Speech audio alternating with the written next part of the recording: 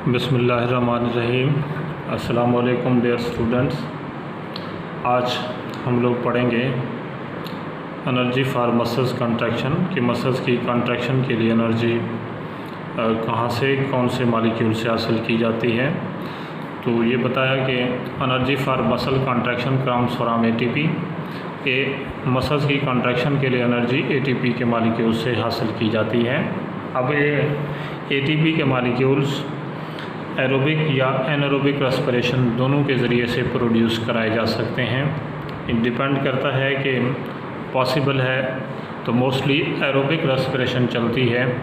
जब कभी ऑक्सीजन की डेफिशिएंसी हो या बहुत ज़्यादा एनर्जी की ज़रूरत पड़ रही हो तो उसमें एनारोबिक रेस्पिरेशन भी हेल्प करती है।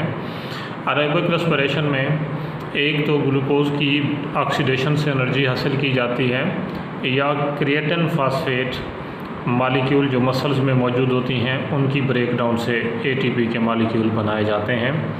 ये ग्लूकोज के मॉलिक्यूल जो मसल सेल में मौजूद ग्लाइकोजन होती है उनकी ब्रेकडाउन से हम लोग हासिल करते हैं कि ग्लाइकोजन का मॉलिक्यूल टूटता है, ग्लूकोज बनते हैं काफ़ी सारे मॉलिक्यूल। ये ग्लूकोज फर्दर एरोबिक रेस्पिरेशन के ज़रिए से काफ़ी सारी एटीपी के मॉलिक्यूल बना सकता है। और इसके अलावा ग्लूकोज के अलावा क्रिएटिन फॉस्फेट मॉलिक्यूल की ब्रेकडाउन से भी एरोबिक रेस्पिरेशन के ज़रिए से एटीपी के मॉलिक्यूल बनाए जाते हैं। एटीपी सेंसेस का काम एनारोबिक रेस्पिरेशन से भी लिया जा सकता है।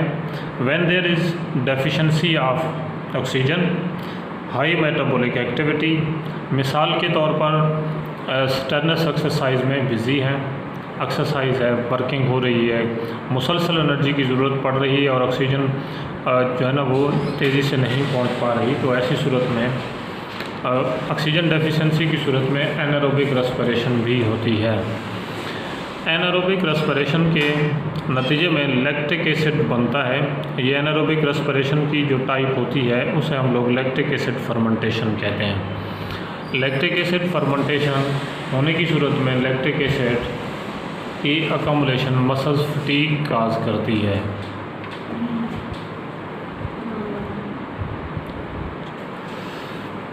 ये मसल्स फटीग मतलब मसल्स में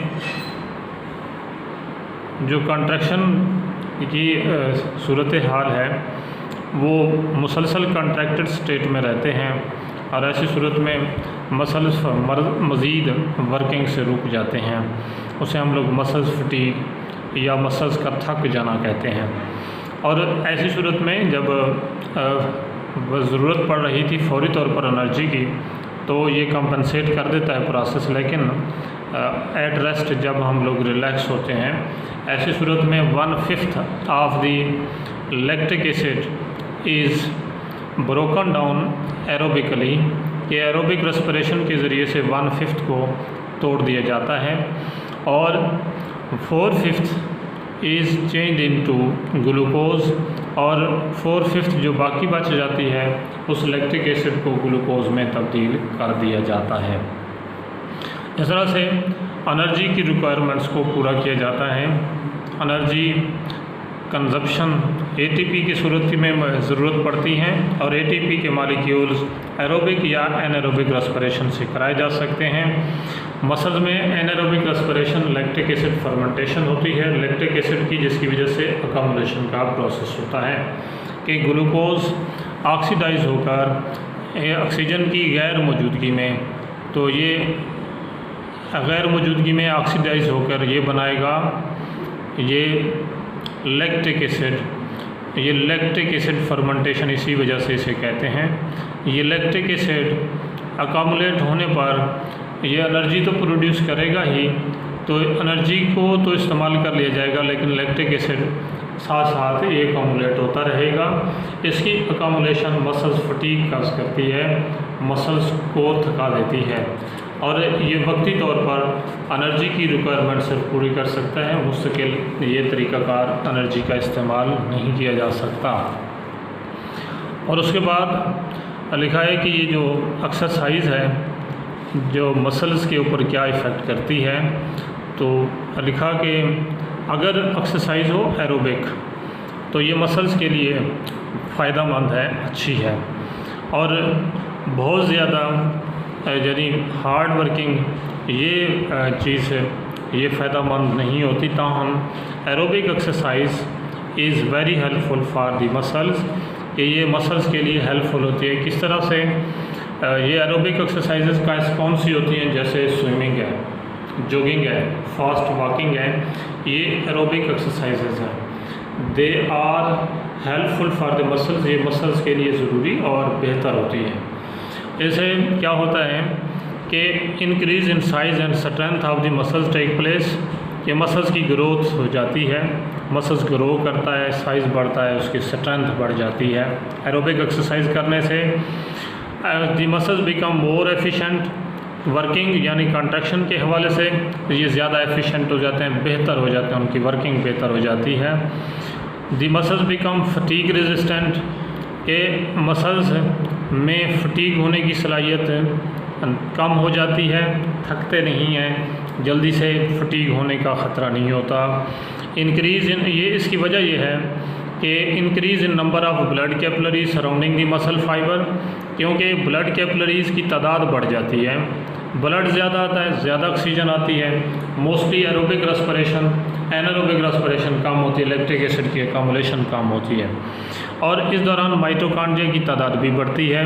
माइटोकॉन्ड्रिया की तादाद बढ़ने से एरोबिकली ऑक्सीजन काफ़ी सारी पहुंचा के उसकी एरोबिकली एटीपी के बनने का अमल होता है, एनारोबिक की सारा कम लेना पड़ता है। Fibre synthesise more myoglobin, oxygen storing protein muscle में मौजूद होती है, जिसे हम लोग मायोग्लोबिन कहते हैं। मायोग्लोबिन की मिकदार काफ़ी ज़्यादा हो जाती है, वो मसल फाइबर ज़्यादा प्रोड्यूस करते हैं। ये मायोग्लोबिन ऑक्सीजन स्टोर कर लेती है और यूँ ऑक्सीजन डेफिशिएंसी का कम से कम सामना करना पड़ता है। अब जितना ऑक्सीजन का कमी का कम सामना करना पड़ता है, ऑक्सीजन ज़्यादा होती है, उतना एरोबिक रेस्पिरेशन चलती है।